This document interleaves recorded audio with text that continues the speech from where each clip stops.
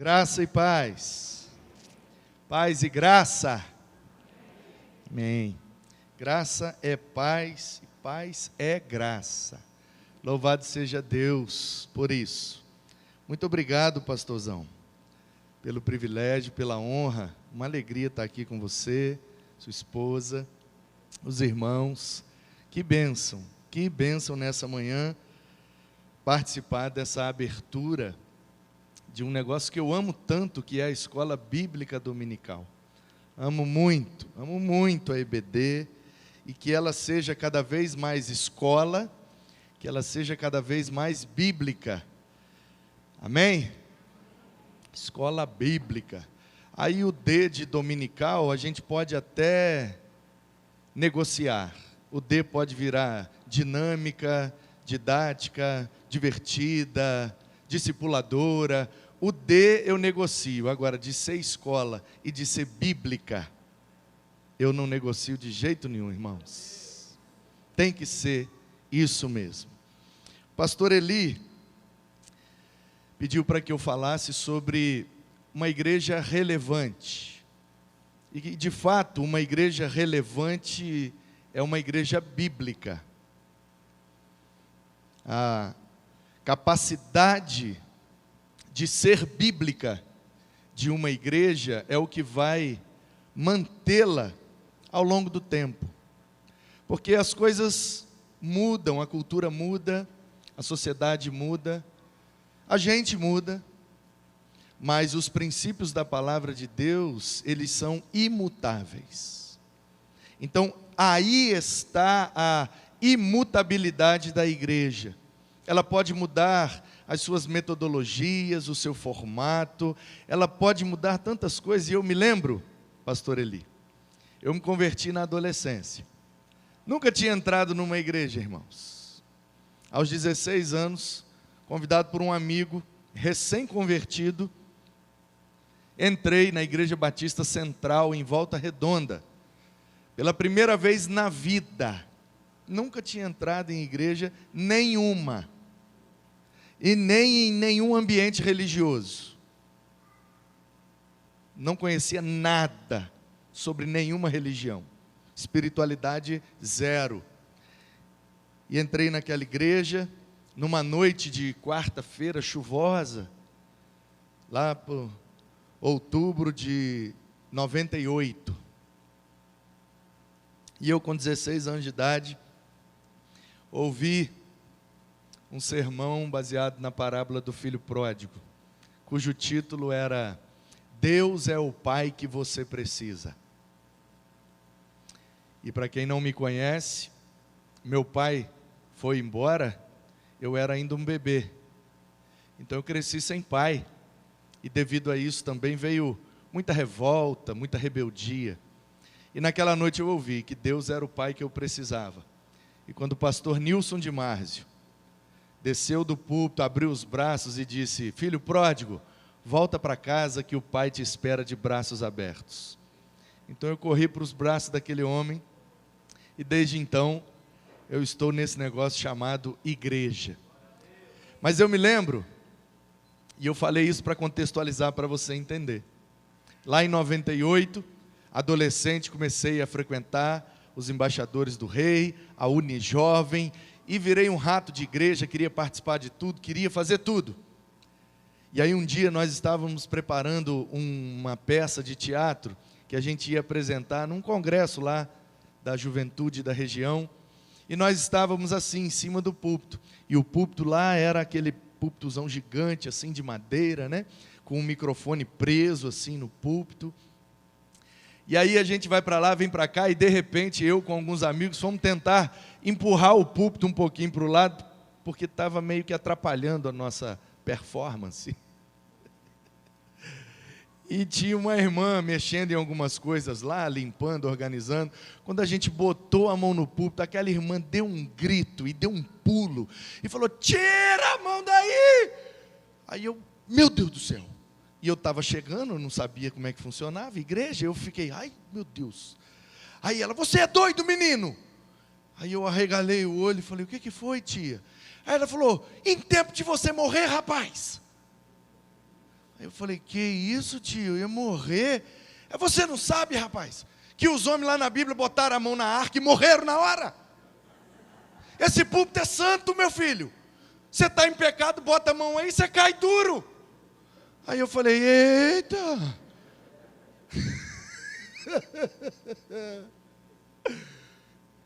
Então houve um tempo em que a gente achou que o púlpito de madeira era o púlpito correto, em que não se podia botar a mão no púlpito, e a gente foi santificando algumas coisas que nunca foram sagradas. Portanto, queridos, o que nos importa é o conteúdo. A embalagem, estamos à vontade. Cada um faz a embalagem conforme o seu contexto. Agora, o conteúdo é inalterável. Porque o Nescau não deixa de ser Nescau se ele estiver na lata de metal, ou no saco plástico, ou num potezinho de madeira. Ele continua sendo Nescau. Você bota no leite, é um achocolatado. Então, muitas vezes a gente está preocupado com as embalagens e se esquece que o mais importante para nós é o conteúdo. E é por isso que eu estou aqui nessa manhã, porque o conteúdo da EBD é esse livro aqui, irmãos. É por isso que o B está no centro dessa sigla. Ela é uma escola bíblica. Bíblica. E eu sou completamente apaixonado por esse livro.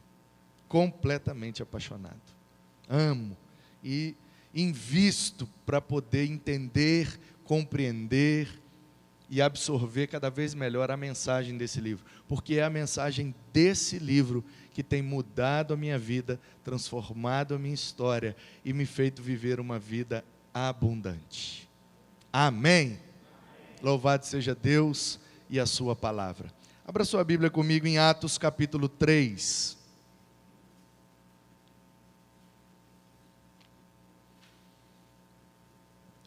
Atos capítulo 3, a partir do primeiro versículo. Uma história linda, muito conhecida por nós, mas eu quero olhar para ela nessa manhã sob esse prisma. Uma igreja relevante é uma igreja bíblica, ou poderíamos dizer, uma igreja bíblica é sempre relevante. Diz assim o texto, Atos capítulo 3, a partir do primeiro versículo. Pedro e João subiam ao templo para a oração da hora nona. Você sabe que hora nona é 3 da tarde, né? O dia do judeu começa às 6 da manhã, então 6 mais 9, 15. Então ele começa a contar o dia a partir das 6 da manhã. Então 7 horas da manhã é a primeira hora. E o dia vai até às 6 horas da tarde, onde começa a noite.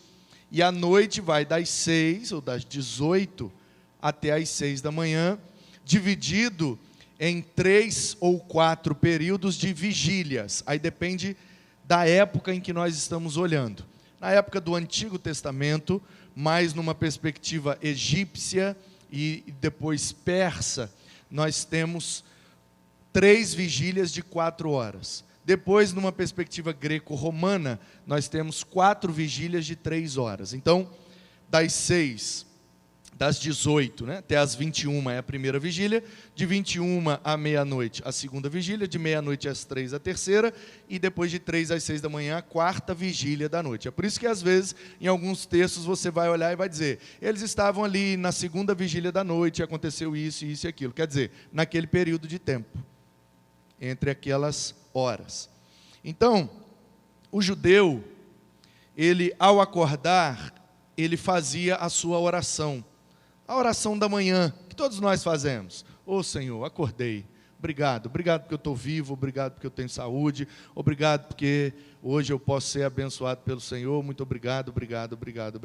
E muitos de nós fazemos desse momento da oração matinal, um momento de passar uma OS para Deus.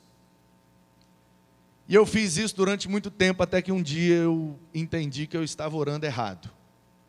porque eu estava fazendo de Deus o meu servo, e não o contrário.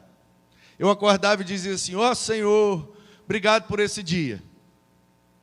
Mas eu queria que hoje o Senhor me abençoasse, porque eu tenho aquela reunião lá complicada com aquele irmão. Misericórdia, Senhor, me ajuda, toca no coração dele, faça isso, isso, isso e aquilo. Oh meu Deus, minha esposa que está indo trabalhar, vai pegar ônibus, vai pegar a estrada, tenha misericórdia dela naquele ônibus, livra ela, protege ela. Oh Deus, não permita que seja assaltada, nem que tal. O meu filho também, Senhor, meu filho está indo para a escola, que ele não seja influenciado, isso e aquilo e aquilo. E eu ia passando as minhas necessidades para Deus e ia dando para Deus uma OS, a ordem de serviço daquele dia. Ó Deus, eu quero que o Senhor faça isso, em nome de Jesus, amém. Até que eu entendi que eu não oro para Deus fazer a minha vontade, e sim o contrário. Eu oro para que eu possa fazer a vontade de Deus. E aí eu me arrependi, pedi perdão a Deus, então minha oração agora matinal tem sido assim: Senhor, muito obrigado por ter acordado e estar com saúde. O que o Senhor quer fazer hoje através de mim? Eis-me aqui, Senhor. Se o Senhor me der oportunidade, eu quero te servir. Se o Senhor botar pessoas na minha vida, se o Senhor colocar pessoas na minha caminhada de hoje, tudo aquilo que eu vou fazer hoje, que eu faça conforme o teu querer, que eu faça para a tua glória. Eis-me aqui, se o Senhor tiver um negócio extraordinário para mim hoje, eu quero também, Senhor. Só o Senhor mandar que eu obedeço. Eu estou aqui, o Senhor manda, eu obedeço. Eu sou teu servo. E muito obrigado pelo privilégio de viver esse dia para servir o Senhor em nome de Jesus. Amém. Percebeu como é que muda? Então, o judeu acordava, fazia essa oração matinal, e depois de 3 em 3 horas ele parava para orar. Então, às 9 da manhã ele estava lá no trabalho, quando dava por volta das 9, ele dava uma paradinha no trabalho, e orava novamente, geralmente agradecendo a Deus pelo privilégio de estar ali trabalhando, produzindo, plantando, ou colhendo, ou criando um animal, seja o que for. Aí depois, meio-dia, a hora de parar para comer. Então, a hora sexta é a hora de você parar para agradecer a Deus o alimento. Isso também nós sempre fazemos. E aí, no meio da tarde, às 3 horas da tarde, hora nona, era o momento, entre aspas, oficial de oração. Era a hora que todo mundo parava e fazia aquela oração que eu chamo de oração formal. Porque tem orações que são informais. Na verdade, tudo que brota no nosso coração é oração, porque Deus sonda. Então, sentiu lá, ele já viu lá em cima. Não é verdade? Sim ou não, irmãos? O Senhor sonda os nossos corações. É por isso que a gente não precisa tanto tomar cuidado com o que a gente fala. Precisamos sim tomar muito cuidado. Mas principalmente devemos tomar cuidado com o que a gente sente. Porque Deus não ouve lábios, Ele sonda corações. Antes que a palavra me chegue à boca, Ele já conhece. Então tem gente que para não pecar, fala uma coisa, mas sente outra. Às vezes a gente está numa visita e a mulher fica: ô pastor, senhor, desculpa, esses meninos são bagunceiros, esses meninos, essas bênçãos, pastor, esses meninos são uma bênção. Falou bênção, mas aqui o que é que Deus viu? Outra coisa. Esse marido meu, pastor, esse marido é uma bênção de Deus. Olha lá, deitadão no sofá. Está assim, a bênção, essa bênção aí que Deus me deu. Então, isso são orações informais. Coisa que a gente pensa, aquela coisa assim que você está no trânsito, aí você, ai meu Deus, obrigado pelo livramento. Nossa Deus, que perigo. E aí você vai, orações informais. Mas lá em casa a gente chama de oração formal. Inclusive, esses dias estamos orando por um negócio e minha esposa me perguntou: você está orando? Eu falei: claro que eu estou. Ela falou: formalmente? Aí eu falei: sim, meu amor, formalmente. O que eu chamo de oração formal é você parar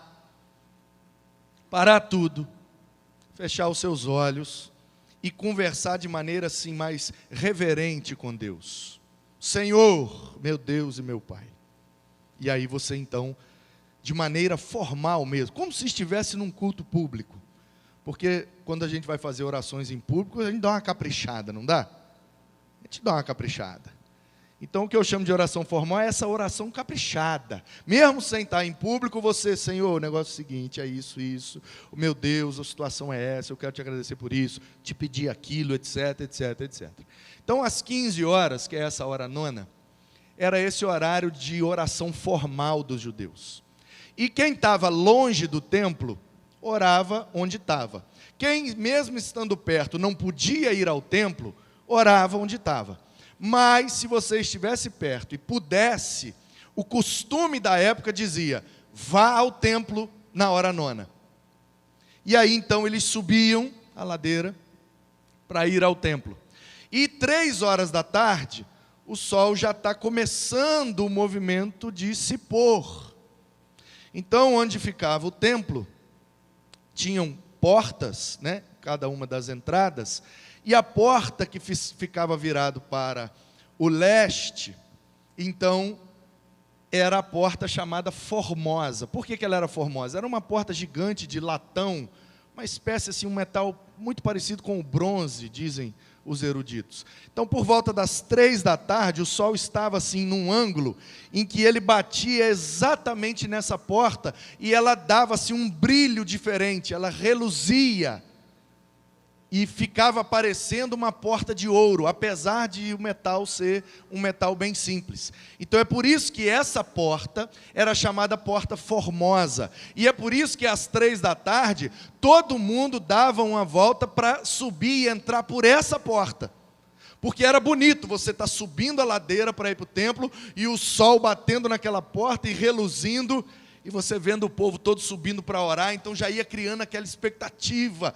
Meu Deus, o templo, olha como é bonito, olha isso, o sol está batendo, olha os raios do sol, e a pessoa já ia subindo, e quando entrava já dava todo aquele ambiente especial no negócio.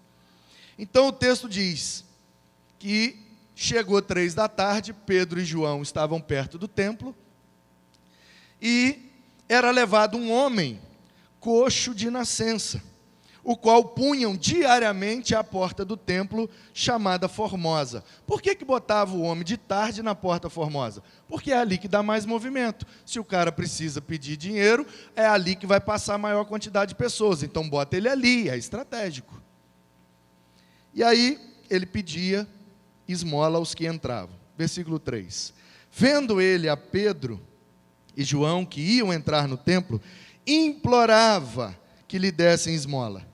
Pedro, fitando-o juntamente com João, disse, olha para nós. Ele os olhava atentamente, esperando receber alguma coisa. Pedro, porém, lhe disse, não possuo nem prata nem ouro, mas o que eu tenho, isso te dou. Em nome de Jesus Cristo, o Nazareno, anda. E tomando pela mão direita, o levantou. Imediatamente os seus pés e tornozelos se firmaram, de um salto se pôs em pé, passou a andar e entrou com eles no templo, saltando e louvando a Deus. Viu todo o povo a andar e a louvar a Deus, e reconheceram ser ele o mesmo que pedia esmola, assentado à porta formosa do templo. Se encheram de admiração e assombro por isso que lhe aconteceu. Amém.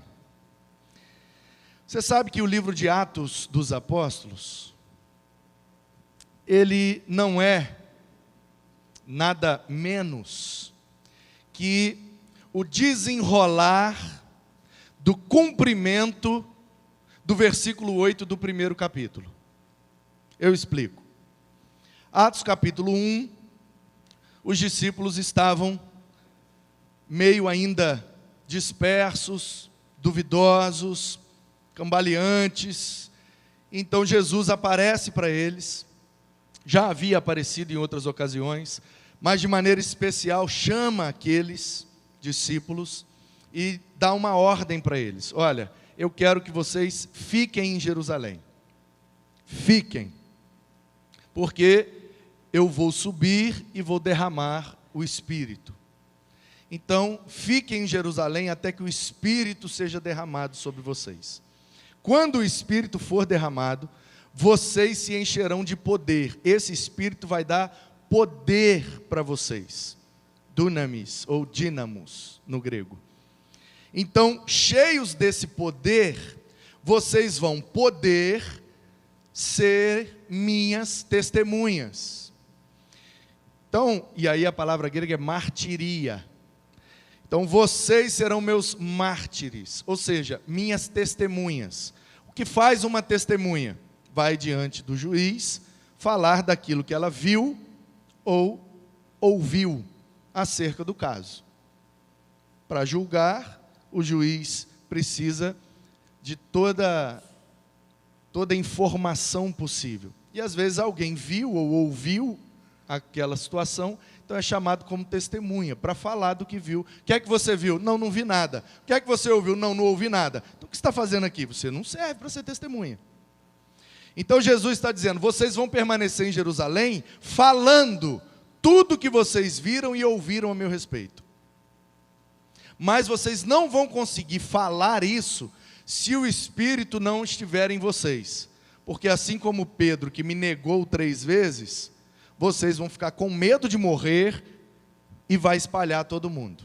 Então fiquem em Jerusalém e eu vou providenciar aquilo que vocês precisam para ter a coragem suficiente de falar do que viram e ouviram, sem nenhuma vergonha, sem nenhum medo. Então, Jesus fala com eles o que é que vai ser registrado em Atos. E vocês serão minhas testemunhas em Jerusalém, Judeia, Samaria e até os confins da terra. O que é o livro de Atos?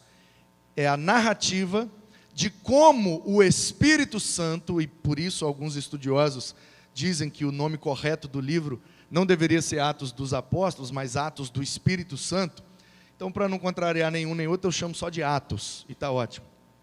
Então, o livro de Atos nada mais é do que como o Espírito Santo fez o Evangelho sair de Jerusalém, passando por Judéia e Samaria, alcançar os confins da terra. É isso. Como que isso aconteceu? Aí a gente lê para entender como que aconteceu. A igreja começou a ser perseguida em Jerusalém, espalhou para a Judéia. Perseguição na Judéia, espalhou para Samaria. Perseguição, Paulo vai para Roma. De Roma, vai para todo mundo. Por isso, queridos, e eu peço licença para falar o que eu vou falar, que eu sei que é impactante e vai chocar algumas pessoas. Mas eu quero ser bíblico. E às vezes ser bíblico causa um impacto mesmo. Eu não oro a Deus pedindo ausência de perseguição.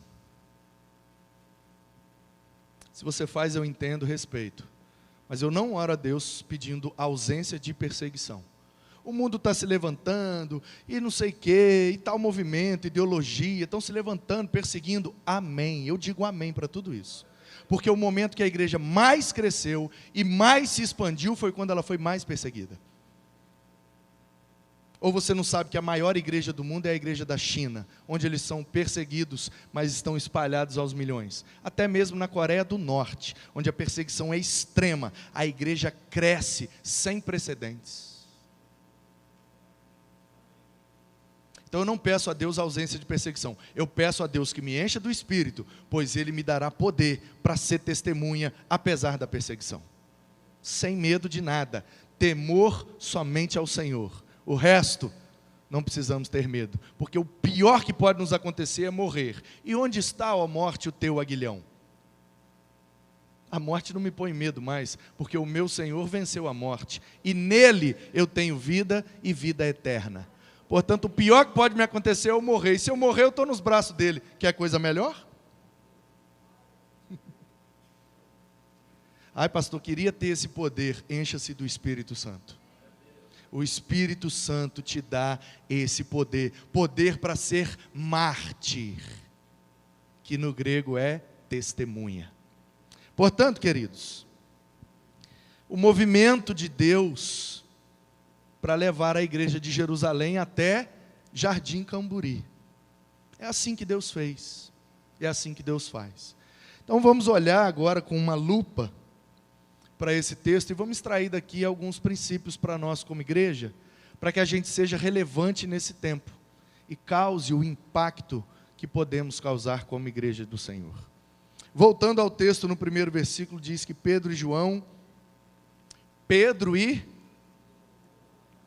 era só Pedro? Era só João? Porque Jesus disse, onde estiverem 2 ou 3, eu estarei.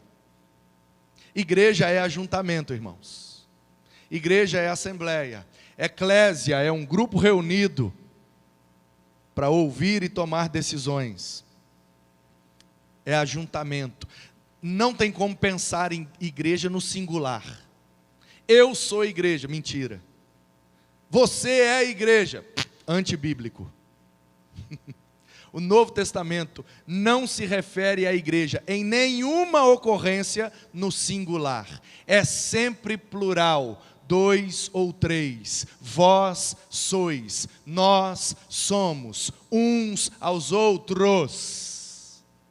Igreja é plural, igreja é comunidade, porque somos imagem e semelhança de Deus, e o nosso Deus é uma comunidade, formada de 3 pessoas. O Deus comunitário nos fez para sermos comunidade. Por isso é importante o ajuntamento, a proximidade, a comunhão, porque é isso que nos dá poder. Pedro e João subiam, e para subir você tem que olhar para cima, né, irmão? Então, como diz Colossenses 3, recentemente a Netflix lançou um filme aí, né? Leonardo DiCaprio, mais um monte de famoso, Não Olhe para Cima. E no culto da virada lá na igreja eu preguei exatamente o contrário. Olhe para cima.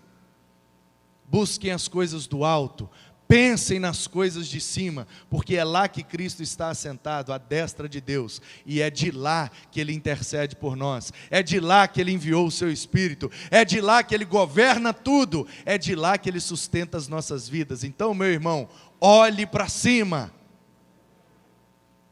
Ah, pastor, mas aqui embaixo o negócio está feio, mas lá em cima o negócio está lindo, então mantenha a sua visão lá em cima. Eles subiam ao templo. Ah, eu posso ser igreja sem ir num lugar onde todo mundo vai junto. Mentira, isso não é bíblico. Isso não é neotestamentário. Ah, mas nós somos igreja, vamos juntar aqui em casa, e onde tiver 2 ou 3, nós estamos aqui em casa, somos igreja. Ok. Mas a Bíblia fala que todo discípulo faz discípulos. Aliás, se você não faz, você não é. E aí, eu fiz um discípulo, outro fez um discípulo, outro fez um discípulo. Éramos 3, agora somos 6. Aí depois eu fiz mais um, e o outro fez mais um, e o que eu fiz fez mais um. Agora somos 12. Aí já não está cabendo mais na sala. Aí cada um ganhou mais 4 naquele ano. Agora somos 48, não cabe mais na garagem. Aí nós vamos ter que alugar um lugar, para que todos os discípulos venham e caibam no mesmo lugar, para a gente ser treinado para sair e fazer mais discípulos. Esse negócio não para de crescer se estiver saudável. Então, se não para de crescer, a gente vai precisar de lugares maiores. Por que é que a gente está aqui? Porque é isso que nos faz igreja? Não, é porque é aqui que cabe a quantidade de discípulos que a gente fez. Só isso. Então, eles iam ao templo. E era levado esse homem, coxo de nascença. Coxo de nascença. Isso aqui é muito especial, irmãos. Ele não adquiriu a doença, ele nasceu com ela. Qual é a doença espiritual que todo ser humano nasce com ela? O pecado. Portanto, nós, sendo comunidade, olhando para cima, nos ajuntando e treinando para fazer discípulos, Deus vai colocar pessoas pecadoras de nascença em nosso caminho, para serem alcançadas, impactadas e tenham suas histórias transformadas pelo que Deus vai fazer através de nós. Esse coxo simboliza toda pessoa que está afastada de Deus, porque pecou. Todos pecaram e estão destituídos, separados da glória de Deus. Então o nosso papel é ser ponte. Por isso que a palavra sacerdote em latim é pontífice, porque o sacerdote é aquele que faz a ponte entre o ser humano pecador e o Deus que é santo. Por isso Cristo é o sumo sacerdote, porque Ele é a ponte, onde todas as outras pontezinhas servem para o povo atravessar, e todo mundo junto atravessa pela ponte maior para chegar até Deus.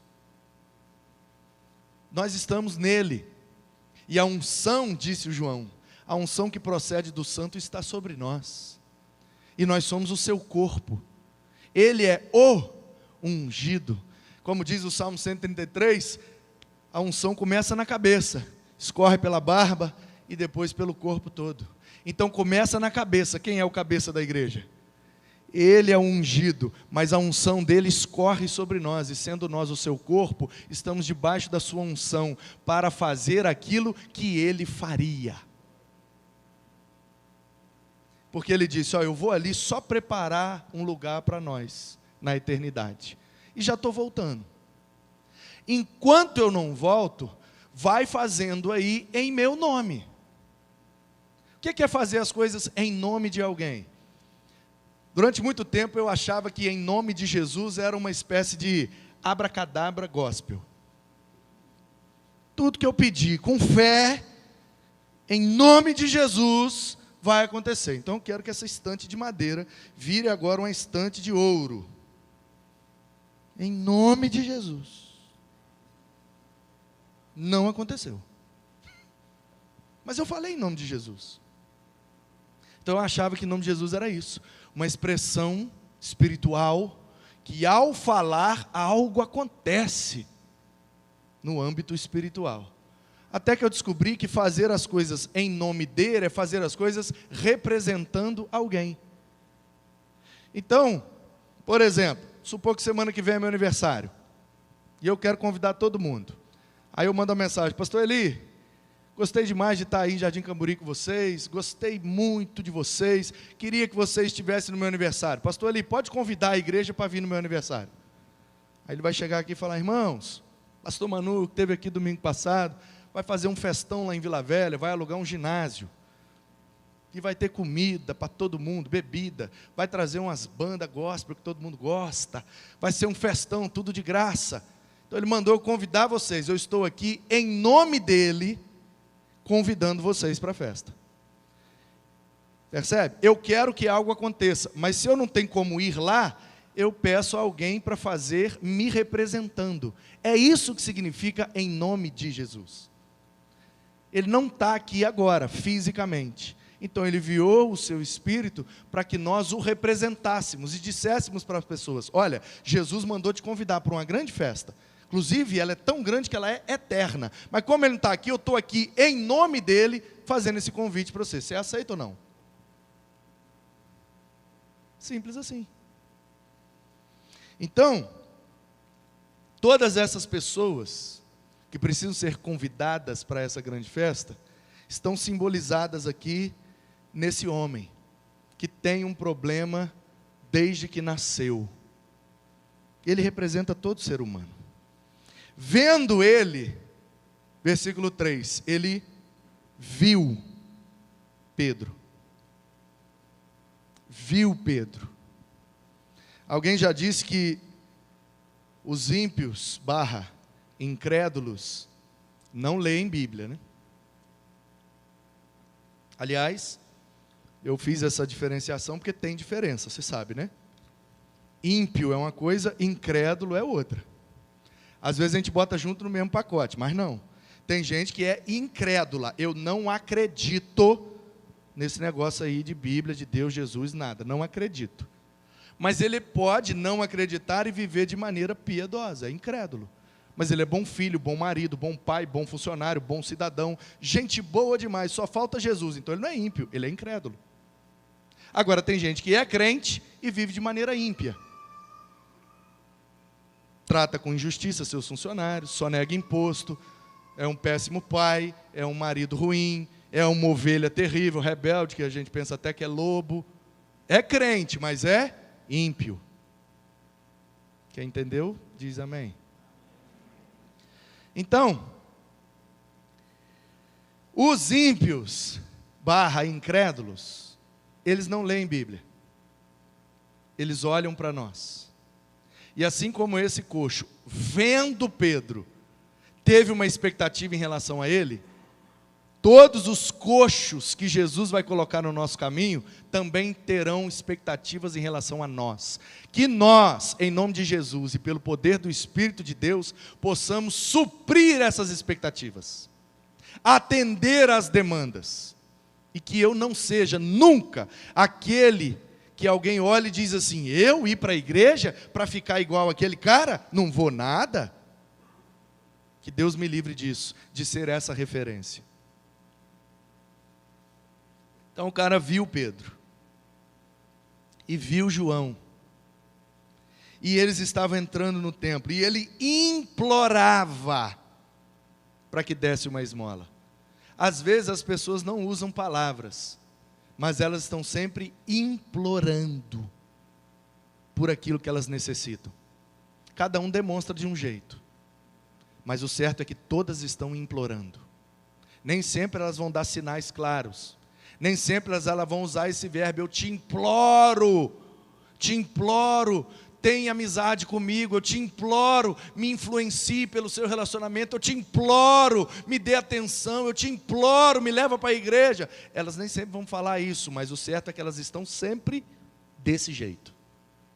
Então toda vez que você olhar para alguém, olhe com essa perspectiva: o que essa pessoa está implorando de mim? E quando você descobrir, faça. Pedro, fitando, ele olhou Pedro, gerou uma expectativa. Pedro agora olhou para ele, retribuiu. E qual é o nosso problema? As pessoas estão nos olhando, mas nem sempre nós estamos olhando para elas. E passa batido. É por isso que de vez em quando acontece uma tragédia, a gente fala: gente, o fulano, meu Deus, mas parecia ser tão, equilibrado, tranquilo. Gente, como é que pode aquela pessoa? Eu nunca imaginava. É porque você não olhou bem para essa pessoa. Se você tivesse olhado bem, você teria percebido os sinais que ela estava dando, implorando para que algo acontecesse e impedisse aquela tragédia. Você está entendendo, irmão? Eu estou falando só de forma espiritual, tá? E é assim mesmo, para só os espirituais entenderem. É assim que eu gosto. Pedro olhou para o cara e juntamente com João, olha a importância da comunhão. Agora você imagina se Pedro e João aqui começassem uma discussão teológica, uma discussão eclesiológica. E aí, João, vamos dar esmola para esse cara? Aí o João: que mané esmola, rapaz? Quanto mais esmola você dá, mais ele vai ficar aí. Esse cara é um folgado, ele podia tirar renda de outras formas, mas ele fica aqui pedindo esmola. Não, João, mas a gente tem que ajudar o cara, olha a situação do cara, tem que ajudar, rapaz. Vamos ver, não tem nada aí, não vamos pedir emprestado uma moedinha que seja, só para a gente dar para ele. Aí de repente, ao invés de ajudar o cara, Pedro e João começassem a discutir, aí teria uma divisão. Pedro tem uma visão da coisa, o João tem outra visão, divisão, duas visões, pá, aí eles começam a brigar e se dividir. O que ia acontecer com o cara? Ia permanecer do mesmo jeito. É assim que acontece com o mundo quando a gente fica brigando aqui dentro. Ao invés de se unir numa única visão, de fazer o que Deus mandou e cumprir a nossa missão como igreja. Para que ficar discutindo bobeira se o povo está lá morrendo, precisando, implorando pela nossa presença, e nós aqui dentro discutindo a cor da parede? Pode ser preto ou não pode?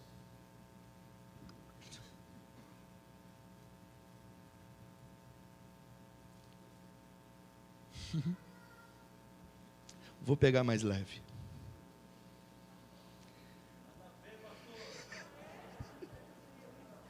Sabe que crente bom é que nem pandeiro, né? Quanto mais apanha, mais faz festa. É? Crente bom é igual massa de pão. Quanto mais apanha, mais cresce. Pedro, juntamente com João, disse... Gente, eu estou lendo a Bíblia com vocês. Eu só estou lendo. Não tem nem esboço, não tem nada, só estou lendo. Pedro e João disse... O que é que eles disseram? Olha para nós. Olha para nós. Olha aqui, meu querido. Está vendo? Eu sou o Pedro, esse aqui é o João. Está vendo a gente bem? Olha para nós. Mas o que é que nós fazemos? A gente quer se excluir da responsabilidade. Não, irmão, não olha para mim não, porque eu sou falho. Olha para Jesus.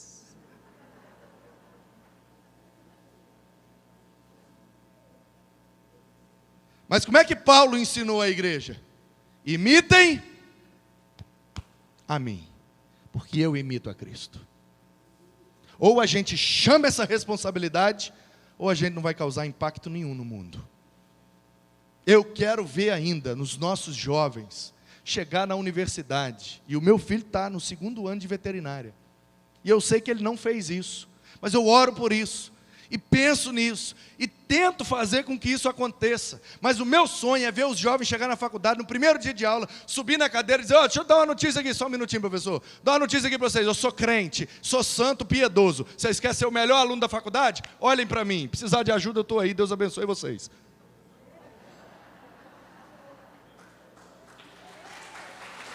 Né? Tem moral? Tem nada. Um monte de crente 007 nas faculdades, meu filho. Tudo agente secreto. Nada, vou deixar de saber que eu sou crente? Vou nada, depois vão começar a me cobrar a perfeição. É por isso que a gente não causa o impacto. Por isso que a gente se torna irrelevante. Então a gente tem que ter essa coragem. Olha para nós. Ele os olhava atentamente, esperando receber alguma coisa. Eu preciso explicar essa frase aqui? Eu já até arrepiei aqui por dentro. Quando a gente bate no peito e diz, olha para nós, imediatamente nasce no coração deles. Então o que é que você vai me dar? Então eu quero, me dá o exemplo, me dá a referência, me dá o ensino, me dá, eu quero. E aí Pedro respondeu, rapaz, o que você está pedindo, eu não tenho para te dar. Mas eu tenho um negócio muito melhor. Porque se eu te der o que você está pedindo, eu vou resolver o seu problema de agora. Mas amanhã você vai voltar a ter o mesmo problema. Porque o dinheiro que eu vou te dar agora, você vai gastar hoje mesmo, e amanhã você vai ter que estar aqui pedindo de novo. Então você acha que precisa de dinheiro, mas eu sei o que você precisa. Você não precisa de dinheiro, você precisa de Jesus. Você precisa ser curado. Você precisa ser liberto. Você precisa levantar daí com a dignidade de trabalhar e conquistar o seu dinheiro. Isso vai tornar você muito mais digno do que ficar sentado aqui pedindo. Essa situação é humilhante, mas você não consegue perceber a situação em que você está, porque você está iludido pela solução imediata. Então deixa eu tirar a ilusão da sua cabeça e resolver o seu problema para sempre. Ouro e prata eu não tenho, mas o que eu tenho eu te dou. Eu tenho a cura, eu tenho a libertação, eu tenho a solução para a sua vida. Não só para hoje, mas até o último segundo da sua existência. E a solução é Jesus o Nazareno. Diz o texto, Pedro disse para ele, em nome de Jesus o Nazareno, levanta e anda. Ele andou? Não andou. Mas pastor, andou, a Bíblia diz que ele até entrou no templo, dançando, cantando. Ok, então lê a frase intermediária. Levanta e anda. Não aconteceu nada. Próxima frase. Tomando-o pela mão direita. Ele se pôs em pé. Falar é importante. Orar pelas pessoas é primordial. Mas tem situação que a gente vai ter que estender a mão e pegar e botar de pé. Oração é maravilhoso. Pregação é formidável. Mas tem situações que é necessário mais do que isso. Você ora, você prega, mas você também estende a mão para levantar quem está prostrado. Estendendo a mão, levantou-o. E ele se pôs em pé. E aí, pela oração, pela pregação e pela ação de Pedro, agora ele está de pé. Agora ele está liberto. Agora ele tem motivos de sobra para louvar e adorar ao Senhor. Mas não se engane, o próximo capítulo diz que os religiosos se escandalizaram e colocaram Pedro e João para serem julgados. Portanto, o sinédrio está aí, preparado para questionar quem vive por essa dinâmica. Mas como disse Pedro, eu repito a vocês nessa manhã, diante de todo o sinédrio possível que possa se levantar, mais vale obedecer a Deus do que aos homens. Eu não vou parar de falar do que tenho visto e do que tenho ouvido, porque lá atrás eu tinha medo e neguei, mas agora o Espírito está em mim, e Ele me deu poder para ser testemunha. Então vocês querem me matar? Podem me matar, será para mim um privilégio morrer em nome do meu Senhor. É isso que causa o impacto, é isso, e a última frase do livro de Atos é essa: Paulo preso em Roma, e diz que ele mesmo preso, mesmo naquela situação, ele continuava pregando e ensinando tudo sobre o reino de Deus, para que a mensagem chegasse até nós, mas ela não pode parar em nós. Nós somos o capítulo 29 do livro de Atos, a história ainda está sendo escrita, e assim como Pedro e João, você também pode fazer parte dessa história, que você queira, que você creia, e que você seja parte dessa história, para a glória de Deus, em nome de Jesus, o Nazareno. Amém.